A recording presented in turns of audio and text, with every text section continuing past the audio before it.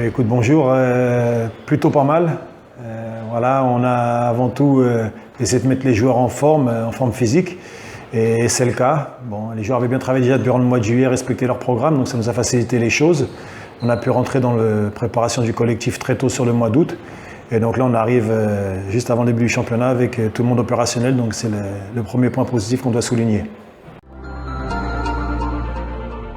Une envie de bien faire ensemble. Pas mal de caractère. On a eu quelques matchs quand même avec de l'intensité, quelques premiers derbys déjà où les joueurs ont su répondre présents même dans la difficulté. Beaucoup de cohésion. Et puis également la satisfaction de nos recrues qui correspondent vraiment à ce qu'on attendait sur tous les postes. Voilà, le meneur de jeu qui nous amène de la vitesse et de l'adresse. Micha qui nous amène de l'intelligence dans la raquette. Jérémy de la dureté dans ses prises de position et les poses d'écran. Donc voilà, Cyril le fluidificateur. Donc vraiment très content des joueurs qui sont arrivés. Bon, on ne peut pas parler trop de match référence parce qu'ils n'étaient pas au complet, mais c'était un match qui était intéressant. Ce que j'ai voulu, moi, avant tout, sur cette préparation, c'est emmagasiner de la confiance, et ça a été le cas. Emmagasiner de la confiance à la fois en défense, puis aussi en attaque.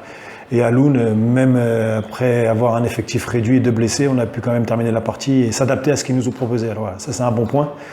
Un peu de confiance également, puisque Loun est annoncé comme un des favoris de la poule avec un effectif stabilisé et 2 grosses recrues. Donc, on a montré qu'on était capable. Maintenant, ça reste que des matchs amicaux. C'est la vérité qui sera dite demain. Mais Jérémy, ça va. Il a pu reprendre mardi. Donc, 2 petites entorses sur cette préparation. Sur des chocs, malheureusement. Ça arrive.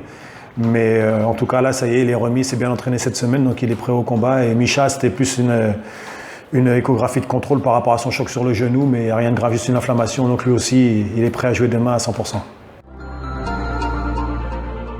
Ah bah oui, en toute logique, même si ils annoncent un maintien en priorité, c'est de bonne guerre, puis il y a une certaine logique également, quoi.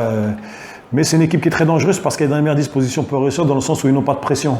Ils ont 0 pression, ils ont des très bons joueurs, un bon coach expérimenté, donc ils se disent que s'ils réussissent, c'est bien, s'ils échouent, c'est pas très grave, puisqu'ils n'ont pas un budget pour aller en national. Donc finalement, c'est peut-être les meilleures conditions pour réussir à faire un bon résultat. C'est ce qu'ils ont fait l'an dernier.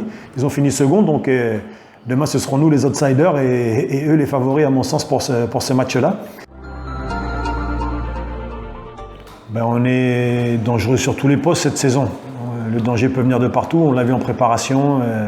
Un coup ça a été Thomas, un coup Kayodé, un coup Antoine, un coup Micha. Tous nos joueurs sont menaçants. Alex a été très constant, voilà, donc c'est pas facile à cibler défensivement pour l'adversaire. Une bonne forme physique, une vraie polyvalence, une capacité à défendre fort cette année. On a vraiment accentué, j'espère, le travail dans ce domaine-là. Donc voilà, c'est nos atouts. Peut-être une profondeur de banc également. On sait que Laval a vraiment un effectif très costaud sur les 6-7 premiers joueurs, mais aura un petit peu moins de banc. Voilà, est-ce que ça jouera demain en notre faveur? Je ne sais pas, mais c'est sur ça qu'il faut insister en tout cas.